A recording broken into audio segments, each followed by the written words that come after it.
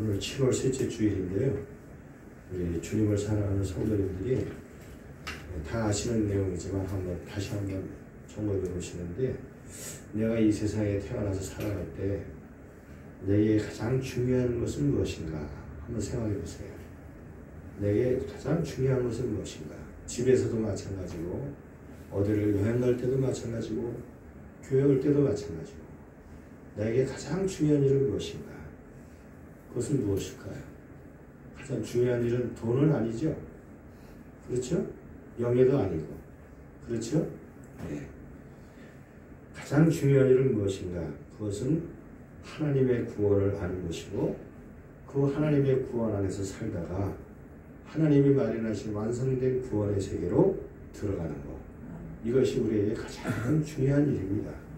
그래서 하나님이 세우신 교회는 이 구원을 전하고 이 구원을 주신 하나님을 경배하기 위해서 이 세상에 지금도 존재하고 있습니다.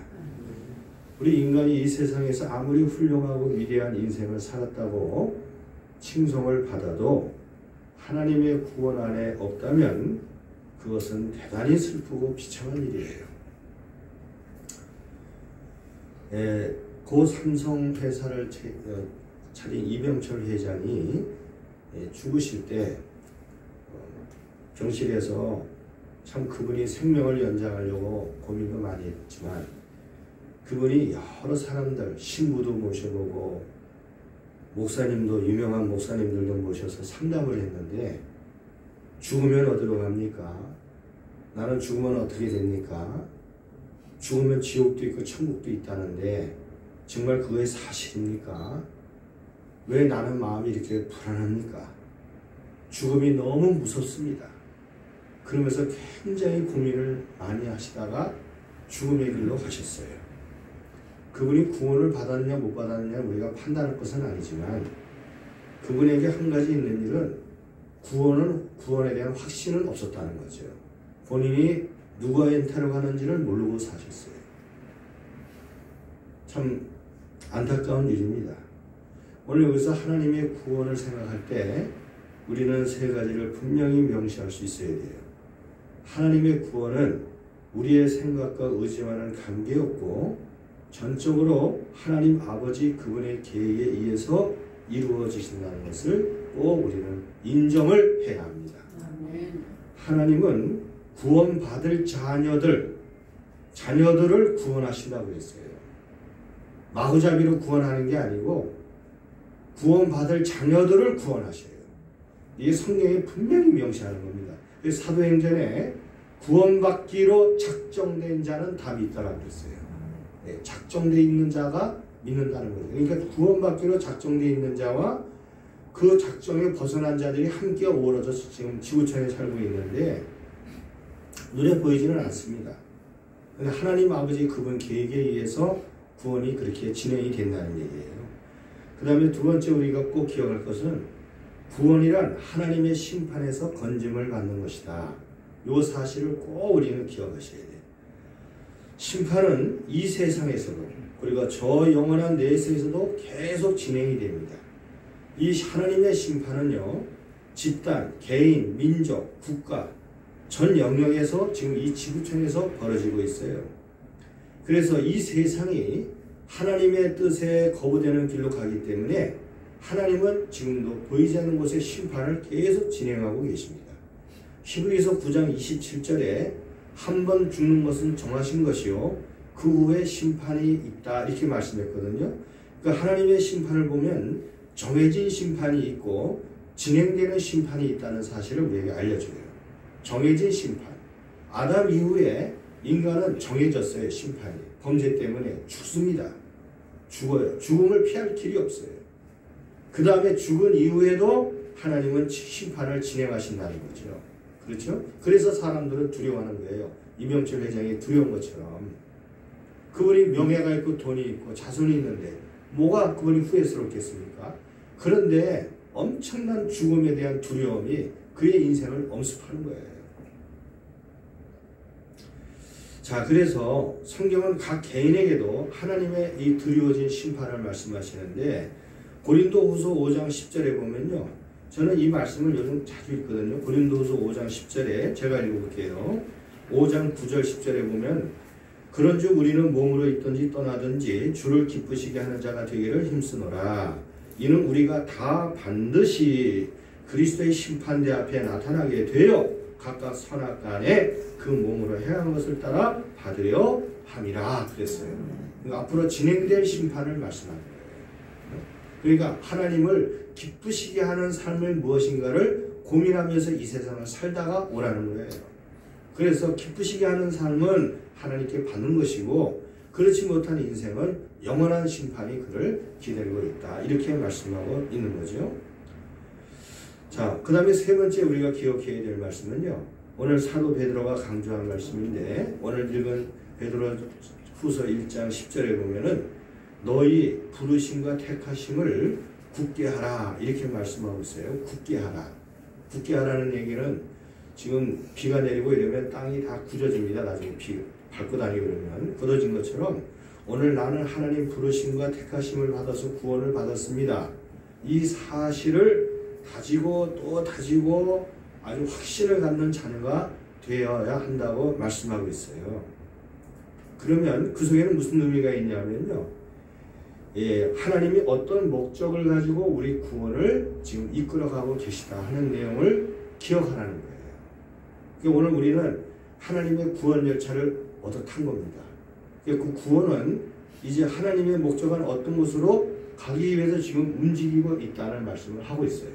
이 사실을 잘 알면서 오늘 우리의 구원의 방향이 뭔가를 잘 기억하고 택하심과 부르심으로 구원을 받았는데 바로 우리는 그 목적을 잘 알고 굳은 자세로 흔들리지 말고 그 길로 가야 한다. 이렇게 말씀하고 계시는 거죠. 그래서 오늘 말씀의 중요한 핵심은 그겁니다.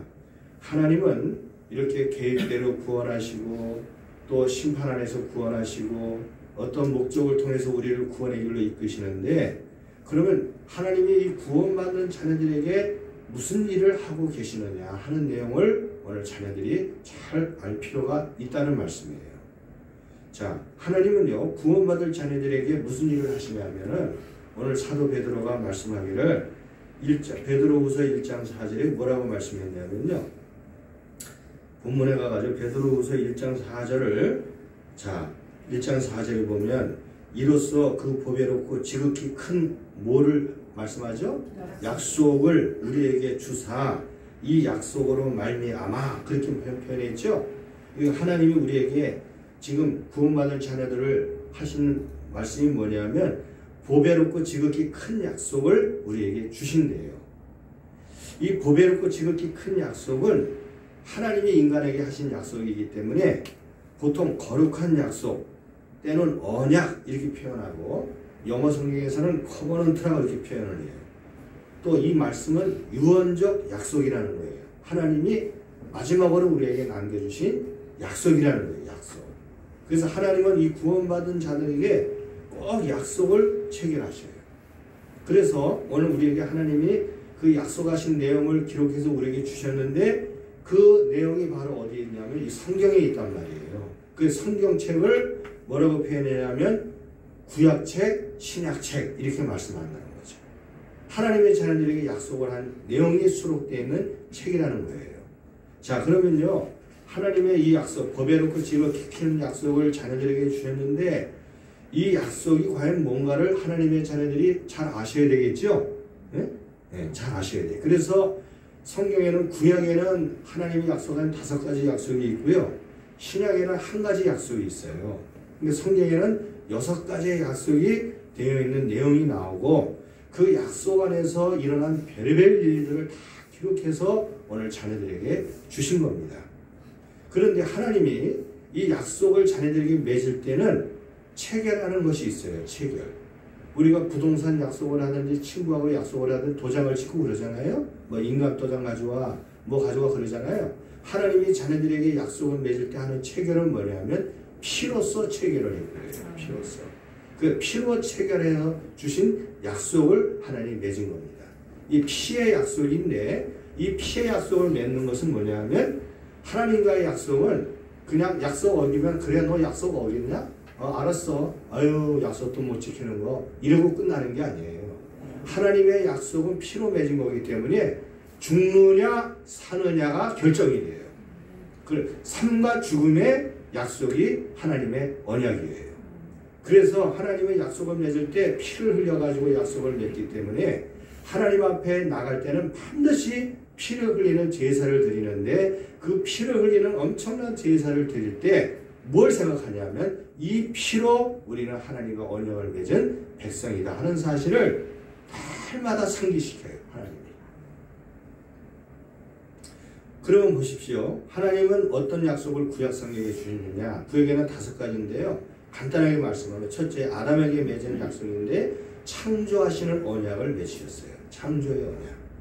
두 번째는 누구에게 맺었냐면 노아에게 맺었는데 보존의 언약을 맺으셨습니다. 아담이 범죄해서 나라가 이 세상이 무너지는데 하나님이 보존하시겠다는 언약을 맺으셨어요. 무지개가 떠오르고 그러죠. 세 번째는 아브라함에게 언약을 맺는데 기업의 언약을 맺으셨어요. 아브라함에게.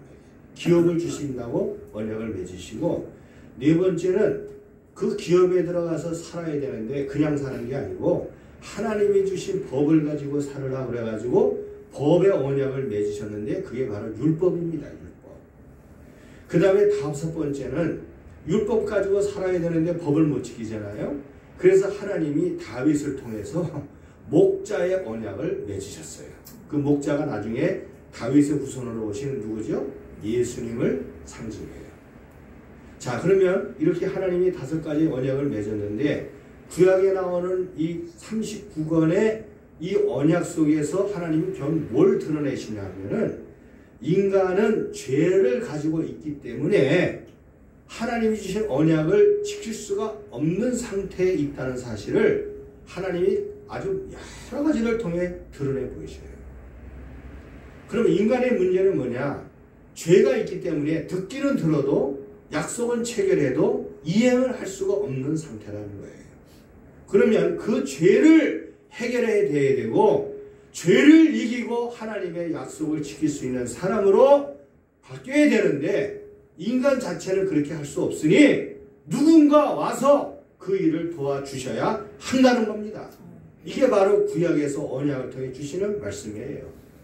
그렇게 하시고는 새로운 언약을 하나님이 체결을 하시는데 그 언약 체결하기 위해서 피로 또 체결하셔야 되니까 누구를 보내시냐 하면 하나님의 아들 예수님을 보내셔가지고 잔혹하게 피를 흘리는 고통을 당하시고 피를 흘려 죄를 씻는 일을 하시고 속죄하게 하시고 그 피로서 속죄의 언약을 맺으시고 누가 와서 도와주시게 하냐면 성령이 오셔서 우리 안에 오셔서 성령으로 하나님의 약속을 듣고 깨닫고 지켜나갈 수 있는 사람으로 변화시켜 주신다는 게 새로운 언약입니다. 그래서 예수님이 그 무슨 말을 했는지 알아듣지도 못하고 제자 한 사람은 벌써 예수님을 팔아먹을 생각을 하고 잔머리를 굴리고 있는 그 제자들을 바라보면서 다락방에 가셔가지고는 내 흘리는 피다, 내 찢겨지는 이 몸이다. 그러면서 예수님이 하나님 아버지를 바라보고 언약식을 체결하셨는데 그게 바로 뭐예요? 성찬식이에요. 내가 올 때까지 기념하라는 거예요. 이 피를 보며 나를 생각하고 언약 안에 있는 백성임을 기억하고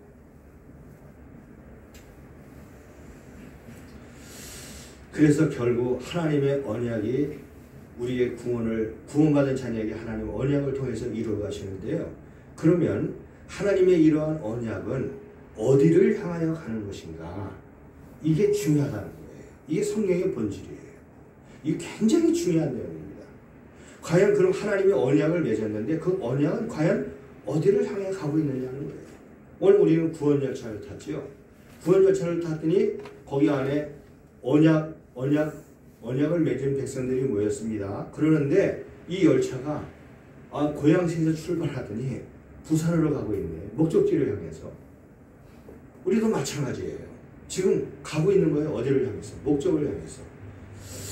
그래서 하나님은 구원받을 자녀에게 언약을 맺으시고 언약이 가는 방향과 언약의 본질이 무엇인가를 성경을 통해서 우리에게 잘 알려주셨어요. 오늘날 많은 사람이 종교를 붙들고 있습니다. 그러면서 무슨 생각하냐면 나는 이 종교를 붙들었기 때문에 잘 먹고 잘 살아야 된다. 부자가 돼야 된다. 형통한 인생을 살아야 된다. 이것이 종교를 붙들고 있는 사람들이 대부분이 가진 사람들이 중요한 거예요. 물론 하나님 아버지도 사랑하는 자요. 내 영혼이 잘된 같이 범사가 잘되고 강건하기를 원한다. 이 말씀대로 하나님이 이루어 주시기도 하십니다. 그런데 이 성경 베드로 후서는 이제 성경 끝날 부분 마지막 코스까지 들어가는 거거든요. 이 안으로 들어가다 보면 하나님 아버지의 그 구원의 언약을 주신 분의 중요한 목적이 뭔가를 말씀하고 있어요. 그럼 언약을 주신 목적이 뭐냐 하면요. 오늘 여기 4절에 보면 그렇게 말했어요. 4절에 우리 4절 한번 다 같이 읽어보겠습니다. 시작. 이로써 그 무배롭고 지극히 큰 약속을 우리에게 주사 이 약속으로 말미암아 너희가 정욕 때문에 세상에 썩어질 것을 피하여 신성한 성품에 참여하는 자가 되게 하려 하셨느니라 그랬어요. 언약에 흐르는 중요한 그 목적은 뭐냐면요. 세상에 썩어질 정욕의 인생을 극복하고 신성한 성품에 참여하도록 하는 것이다. 신성한 성품은 아버지의 성품이에요. 아버지의 성품. 이 성품은 아버지가 가지고 계시고 아버지가 계획하셨어요. 이 성품을 보여준 모델이 누구냐면 예수님이십니다. 이 성품을 각 사람에게 이루시는 분이 누구냐면 성령님이셔요. 그래서 언약을 주시고 모델 보여주시고 성령 보내주셔가지고 이 세상에 사는 동안 아버지의 성품을 뭔가를 알고 그것을 훈련받고 그것을 가지고 살다가 오기를 원하셨다는 거예요. 이게 바로 성령이 주시는 가장 중요한 본질입니다. 그래서 오늘 말씀을 보면요. 자녀들이 무엇에 힘써야 되느냐. 오늘 5절에 보면 힘써야 된다는 말이 여러 군데 나와요. 5절에 보면 그러므로 너희가 더욱 힘써 너희 믿음에 쭉 나가죠. 그 다음에 10절에도 보면 그러므로 형제들아 더욱 힘써 너희 부르심과 택하심을 굳게 하라 이랬어요. 그러니까 그 본질을 알고 힘쓰는 사람이 되라 이 말씀이에요. 아 힘을 쓰는 것도 뭐 알고 힘써야지. 알지도 못하는데 힘써 뭐 소리친다고 되겠습니까? 동기가 있어야 뭐 힘을 쓰는 거고 뭘 봐야 힘을 쓰는 거고 목적을 알아야 우리가 힘을 써서 나가는 거지 뭐 모르는데 맨날 힘쓰라고 그래. 그렇잖아요? 성경은 우리에게 분명한 것을 말씀하고 있는 거예요. 그래서 사도 베드로는 마지막 때 이 때를 가리켜요. 10절에 보면 마지막 때가 되었으니 더욱 힘쓰라는 거예요. 이 아버지의 이 성품을 바라보고 언약의 목적을 알고 더 힘쓰라는 겁니다. 우리가 신앙생활을 하면서요. 우리 자신이 어디를 향하여 가는지 방향을 우리가 알지 못하고 놓칠 때 여러 가지 상황이 다가올 때 사람은 방황합니다. 갈등을 하게 돼요. 왜? 본인이 가야 될 길을 모르니까 방황하는 거예요. 이거 보세요. 지금 홍수가 터졌잖아요. 지금 청주에 있는 오송터미널 안에 지금 뭐 사람이 얼마가 갇혔는지 사실 몰라요. 터널 길이를 재가지고 뭐 차가 열몇 대가 갇혔다. 뭐 실종됐다 이러는데 이거 얼마나 슬픈 얘기예요. 좀 날벼락 같은 일이 아닙니까? 그러니까 이런 일들이 막 일어나요. 불같은 시험이 일어납니다. 예상치도 못했던 일들이 막 터지는 거예요. 여기저기서. 그런데 우리가 가야 할 그 길을 방향이 뭔지를 분명히 알고 있다면은 그거를 뚫고 가는 거예요. 그런데 그걸 놓치면 거기서 주저앉는 거예요. 왜? 길을 모르니까 문제가 올 때마다 쓰러지는 거예요. 그래서 오늘 여기 보면 베드로를 통해 굳게 하라는 거예요. 흔들리지 말라는 거죠. 자로나 우러나 치우치지 말고 굳게 하라는 거예요. 오늘 이 말씀을 보면요. 우리가 이 선택받은 자녀들이 언약을 맺었고 언약이 가는 열차를 타고 가는 목적을 알고 힘쓸 때 오늘 우리에게 어떤 유익이 오느냐. 말씀은 항상 정확합니다. 오늘 이 8절에 보니까 뭐라고 표현했냐면 8절을 같이 한번 읽어보겠습니다. 이런 것이 너희에게 있어 흡족한즉 너희로 우리 주 예수 그리스도를 알기에 게으르지 않고 열매 없는 자가 되지 않게 하려니와 그랬어요. 세 가지가 나타난 첫째는 흡족해진 게 우리가 이 언약의 목적을 알고 살아가면요 우리 마음에 인간이 주는 흡족이 아니라 하나님 아버지께서 주시는 흡족함이 내 마음을 다 찾아와요. 은혜를 체험하게 되는 거예요. 참 만족, 채워짐, 하나님이 채워주시는 그 은혜가 내 마음을 잘 채워줘요. 흡족하죠. 우리 승리마을교회 성도님들은 흡족하시죠? 네, 흡족해야 돼요. 흡족. 그 다음에 두 번째는요, 예수 그리스도를 더 깊이 알아가게 된다는 거예요. 예수님을 그랬구나. 그분이 그래서 그 채찍에 온몸이 마시창이 되면서 그 갈보리 언덕에 올라가셨구나. 그분이 그래서 아버지 내가 다 이루셨나이다. 나는 이제서 그리스도를 아는 맛이 무엇인가를 알게 됐다. 주님, 내가 이제 주님을 알게 됐어요. 이런 깨달음이 이 속에 찾아온다는 거예요. 그 다음에 세 번째는 하나님이 원하시는 진정한 열매를 맺는 삶을 살게 된다는 거죠. 성도의 진정한 가치와 행복을 누리는 삶을 사는 것은요, 바로 이렇게 언약을 맺은 백성이 그 목적을 분명히 알고 그 길을 걸어갈 때 누리는 겁니다. 오늘 한번 우리 현실을 보세요. 교회는 다니고 신앙생활을 오래 했다고 그러는데 항상 이 마음이 공허해요. 공허할 뿐만 아니라 사람들에게 지탄을 또 받아요. 그리고는 하나님의 언약이 뭡니까? 물어보면 뭔지도 몰라요. 하나님이 왜 나를 부르셨는지 목적도 몰라요. 그냥 하나님은 돈이나 주고 물질이나 주면 되지 뭐 구체하게 복잡하게 살아 인생도 쓴데 뭘 그렇게 쓴 얘기를 물어보냐. 그러면서 돈이나 주고 물질이나 주고 그러면 되는 거지 병이나 고쳐주면 되는 거지 뭘 이렇게 하냐. 그러면서 사람들은요, 신앙의 본질을 놓치고 자기 힘을 사용해서 교권이나 늘리려고 그러고 제도를 통해서 명예와 자기 욕심을 채워보려고 하는데, 그런 곳에는 사람의 수수가 들어가기 때문에 사람들은 있을 수 있으나 변화가 일어나지를 않습니다. 진정한 감동도 없어요. 하나님이 만드시는 은혜도 없습니다. 결국은 인간의 문제와 주고받는 상처만이 무성한 그런 집단을 만들고야 마는 것이에요. 오늘 우리 정치판을 보세요. 교회를 보세요. 교회 아니에요. 요한복음 4장에요. 남편을 여러 번 바꿔쳤던 한 여성이 나오는데 사마리아 여인입니다. 이 여인이 우물가에서 예수님을 만난 다음에 이 물덩이를 집어 던져버려요. 그리고는 자기를 바라볼 때 비아냥을 했던 사람들에게 가서 나에 대해서 얘기한 분을 보라. 그러면서 예수님을 자랑합니다. 그분의 마음속에 진정한 흡족이 찾아왔어요. 사람이 아닌 진정한 흡족. 그가 살아야 될 삶의 목적을 그 사람이 발견하게 된 거예요. 오늘 우리가 이 구원의 목적, 언약의 목적을 모르게 되면 어떤 형편이 있는지도 설명해 줍니다. 오늘 이 9절에 보니까 뭐라고 표현? 9절 한번 읽어볼까요? 시작. 이런 것이 없는 자는 맹인이라 멀리 보지 못하고 그의 옛죄가 깨끗하게 된 것을 잊었느니라 그랬어요. 맹인과 같다 그랬어요. 맹인. 성도님들 맹인 잘 알잖아요. 맹인은 들려는 오는데 갈 길이 뭔지를 몰라요. 들리는 오는데 어디로 가야 될지 몰라. 한 발을 떼야 될지 뒤로 가야 될지를 결정을 못 내려요. 맹인과 같다는 거예요.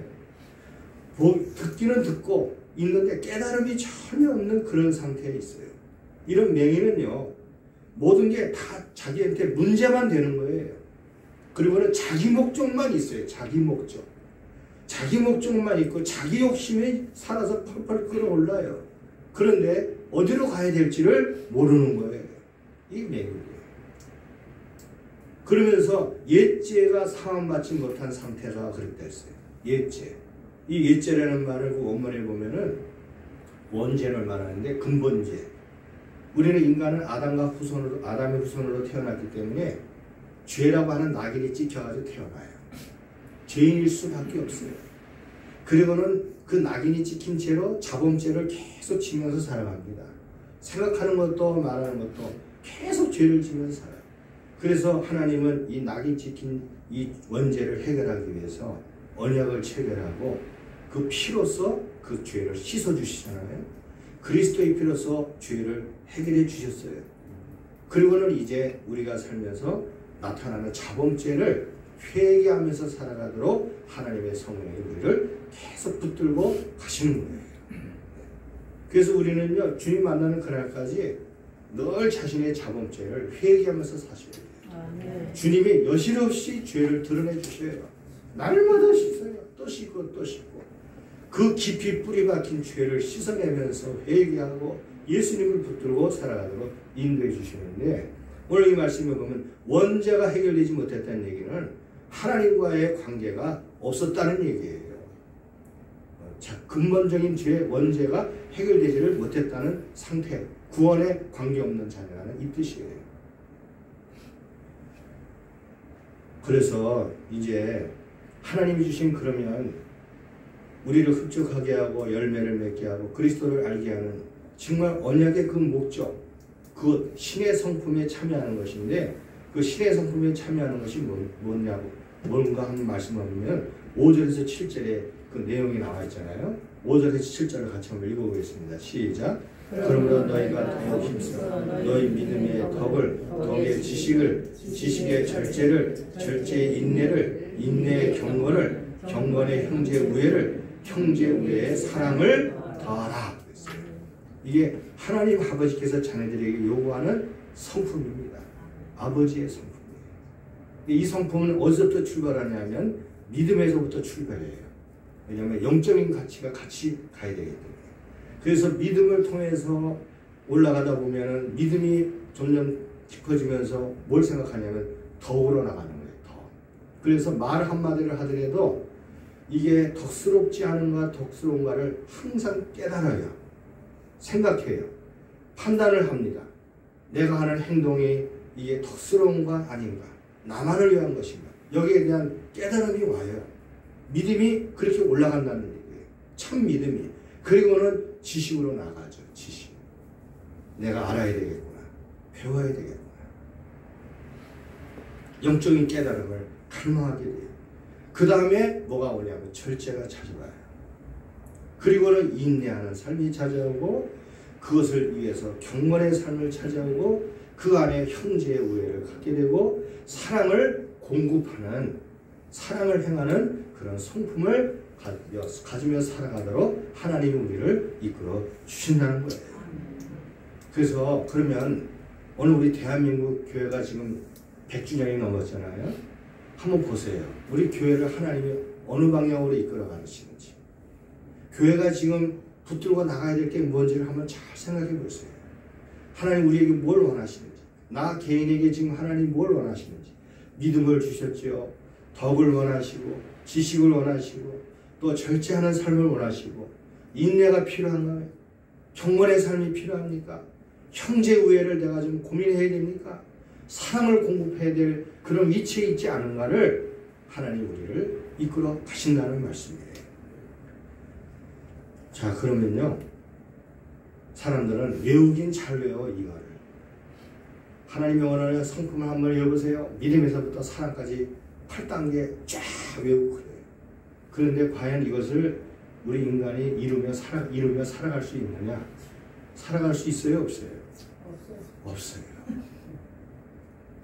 우리 육신의 세력이 너무 강하기 때문에 외우긴 잘 외우는데, 뭐 성경 퀴즈대회 때 저기서 쭉 외웁니다. 외워놓고 밖에 나가가지고는 덕은 무슨 덕이라, 절제는 무슨 절제, 집에 가가지고 서로 구라파전쟁을 일으키는 거예요.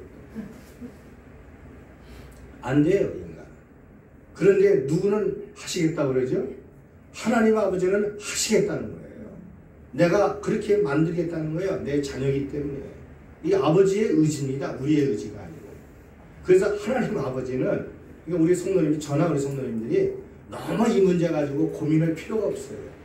아유, 어떡하지. 나는 이렇게 된 절제를 못하고, 나는 또 지식도 없고 경건도 없고, 나는 하나님의 사랑을 공급도 못하고, 나는 어떡하지. 그러면서 자기를 자책할 필요가 없어요. 이건 우리의 의지가 아니고요, 노력해가지고 뭐 불교 경전에 있는 것처럼 뭐 산에 들어가서 할 일이 아니고, 누가 하시냐면 전능하신 아버지가 우리를 통해서 그렇게 하시겠다는 거예요. 우리는 그 사실을 인정하기만 하면 돼요. 네. 그러면 하나님 아버지는 이것을 이루시기 위해서 언약열차를 태웠잖아요. 그 목적을 향하여 가시는데 물론 가다가 물질도 주시고 병도 고쳐주시고 기적도 행하시고 가시는데 결국은 목적이 이 방향으로 끌고 가신단 말이에요. 그렇죠? 가는데 그럼 무엇을 통해서 이걸 하시느냐? 세 가지예요. 첫째는 하나님의 언약의 말씀을 계속 공급해 주셔요. 말씀을 통해서 믿음, 덕, 지식, 절제, 우애, 인내가 뭔지를 경건이 뭔지를 계속 공급해 주십니다. 아버지께서. 그 다음에 두 번째는 누가 도와주시냐면 성령님이 도와주셔요. 스스로 인내해야지. 왜 집에 가서 화를 냅니까? 깨닫게 해주셔요. 말로는 이겼거든요.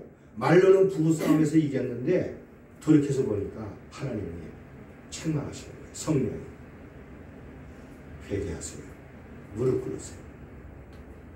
그렇게 말을 험하게 하면 어떡합니까? 깨닫게 해주셔요. 그러면서 회개시켜요. 성령님이. 그래서 그 속에서 변화를 일으키도록 만드시고 세 번째는 뭐냐면 하나님이 주장하시는 환경을 통해서 만들어 가시는 거예요. 할렐루야. 이 환경은요 인간의 마음대로 절대 안 됩니다. 그 성경에 보면 광야에 들어간 사람, 감옥에 들어간 사람, 나온 사람, 그 다음에 사람들 때문에 어려움 당한 사람, 채찍에 맞은 사람, 전쟁에 가서 있는 사람, 죽음을 맞이한 사람, 질병에 당한 사람, 별의별 환경이 다 있어요. 그 속에서 사람들은 하나님이 살아계심을 왜 나에게 이런 일이 벌어집니까? 막 울부짖죠. 울부짖어요. 그 다윗의 시편을 보세요. 막 저주하는 내용이 나오잖아요. 하나님이 근데 그런 환경을 통해서 말씀 주시고 성령으로 역사하시면서 환경을 통해 하나님이 믿음의 사람, 경건의 사람으로 만드는 거예요. 하나님 대단합니다. 저는 여름만 되면요 마음이 우울해요. 오늘도 뉴스 보면서 물에 막 사람들이 죽었잖아요. 마음이 몹시 괴로워요. 왜냐하면 1986년도 8월 15일 날, 16일 날 저희 큰형이 홍천에 가서 사고당해가지고 세상을 떠났어요. 그때 영진약품에 그때 영업부 소장이었거든요. 말도 잘하고 똑똑하고 성품도 좋고 우리 어머니가 너 같은 아들이 어딨냐 할 정도로 아주 순종하는 분이었어요. 그런데 우리 형수를 놔두고 두 애들을 놔두고 그 밑에 직원이 물에 들어가니까 구하러 들어갔다가 같이 죽었어요. 8월 16일이 주일입니다. 저 찬양대에 앉아서 있는데 웬 남자가 오더니 쪽지를 저에게 전해주라는 거예요. 그 쪽지를 봤더니 빨리 나오세요. 사건 생겼습니다. 나가봤더니 글쎄요 우리 아버지 어머니가 사세일에 있고 빨리 홍천으로 가보자는 거예요. 보건소로. 그래가지고 택시를 잡아타고 가는데 우리 아버님은 벌써 아는 거예요. 아버지는 아시더라. 눈물을 흘리면서 왜 중상을 당했으면 병원에 입원해 있지 왜 보건소에 가 있냐 이거예요. 아는 거예요. 가서 보니까 누워있는데 주사를 누워있는데 제가 들어갔어요. 물속에서 밖으로 나오려고 얼마나 요동을 쳤는데 이 코가 부딪혀가지고 코가 다 펴버렸어요. 참 기가 막힌 일이 벌어졌어요. 교회 다니는데. 그래서 그거를 처리를 하고 처리를 했는데 그 다음부터가 문제예요. 우리 형수님은 뭐 기절을 하고 그러고 장례치러를 왔는데 우리 어머니가 교회 가기가 싫다는 거예요. 왜? 교회를 가면 사람들이 수군거리는 것 같더래요. 집으로 돌아오면은 그 모범 연립에 살았거든요. 연립 앞에 이렇게 이 나무를 이렇게 뿌려놓으면 여름에 사람들이 나와서 그 동네 사람들이 나와 앉아 있잖아요. 얘기도 하고 그러잖아요. 들어갈 때 저 집은 교회를 저렇게 열심히 나가는데 뭐는 아들은 저렇게 죽었대. 그러고서는 막 떠들어대는데 이 얘기를 들을 때마다 고통이 밀려오는데 견딜 수가 없는 거예요. 하루는 성경책을 집어들고 막 우시는 거예요. 방을 치면서. 하나님, 왜 나한테 이런 고통을 주시니? 그런데요, 우리 어머니가 신앙을 못 버려요. 성경을 다 쓰시더라. 다 써요. 그리고 쓰고 또 울고 자신의 죄를 회개해요. 그러면서 하나님이 원하시는 그 모습으로 만들어져 가셔야 돼요. 저도 그렇고 저희 식구들 모두를 다 그렇게 하셔야 돼요. 그래서 오늘 말씀 11절에 보면요, 무슨 말씀이 있냐면은 11절 우리 같이 한번 읽어보겠습니다. 이같이 하면 우리 주 곧 구주 예수 그리스도의 영원한 나라에 들어감을 넉넉히 너희에게 주시리라 그랬어요. 중요한 내용이 넉넉히 너희에게 주신다는 말씀이에요. 이 말씀이 그 원문에 보면요, 자기도 알고 다른 사람이 봐도 아, 저분은 천국의 사람이야 라고 인정을 받는다는 거예요. 그렇게 하나님이 만들어 가신다는 거예요. 본인도 알아요. 다른 사람도 알아요. 이게 성경에 보면은 고난을 당하면서도 신앙을 굳게 지키는 분이 있어요. 그분들의 표정과 인품과 그분들의 말과 태도 때문에 사람들이 압니다. 아, 저분은 진정한 신앙이구나. 하나님 나라가 있는 사람이구나. 그 사실을 알게 된다는 거예요. 오늘 하나님 아버지는 그것을 우리에게 이루어 주시겠다는 거예요. 이제 말씀을 맺습니다. 이제 마지막 때가 되면요, 신앙심이 자꾸 약해져요. 실종하는 사람이 점점 많아지고 의심하는 사람이 많아집니다.